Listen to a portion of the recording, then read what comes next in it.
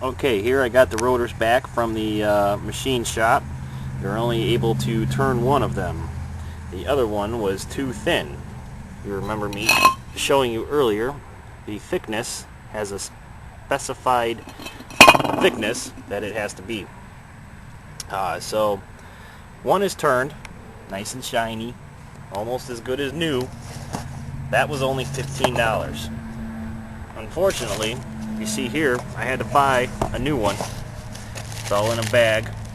Gonna have to clean it up with some brake clean because there's some oil on it, no big deal. But that was $35. So I was hoping to save myself 40 bucks, but I only saved 20. It's no big deal. I'm still ahead of the game, doing it myself. Okay, I have cleaned my new rotor off with some brake clean. You can buy that just about anywhere. Insulation is going to be the same as reverse. Just slide that in there. Oh, also, while you have this apart, take your little slide bushings where your slide bolts came from and put a little bit of grease on there, a little bit of brake grease. Not too much, just a little. It helps lubricate the piston. This is the tricky part, is getting everything to line back up. A lot of times you have to shimmy things around and kind of maybe even pry on it just a little bit to try to get some holes to line up. You just want to get one bolt started and then get the other bolt started. Doesn't matter whether it's top first or bottom first, just get them started and that'll give you your position. Okay, I have installed my brake caliper. You see my rotor is on.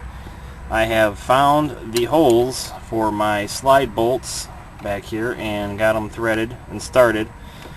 Now what you want to make sure you do is when you tighten these up, you make sure you get them good and tight, but not too tight.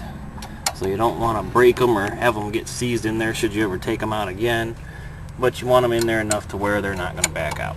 I put my wheel back on and I'm starting all of my lug nuts by hand. Very important to do so you don't strip out the threads.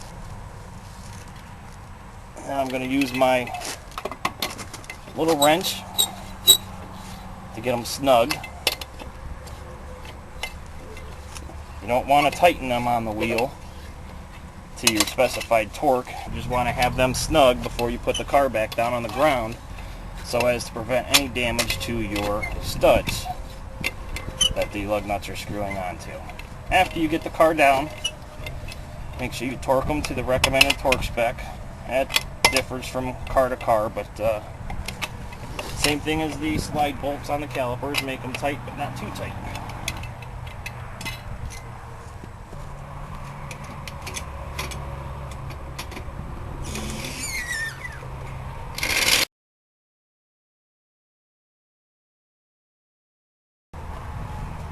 And then this is the end of how to replace your rotors. When you get back in the car, start it up, your pedal's going to feel a little squishy. Just push it down slowly and release slowly. The reason that is because piston travel on the caliper has to make its way back to tighten those pads back up on your brand new rotors. That's it.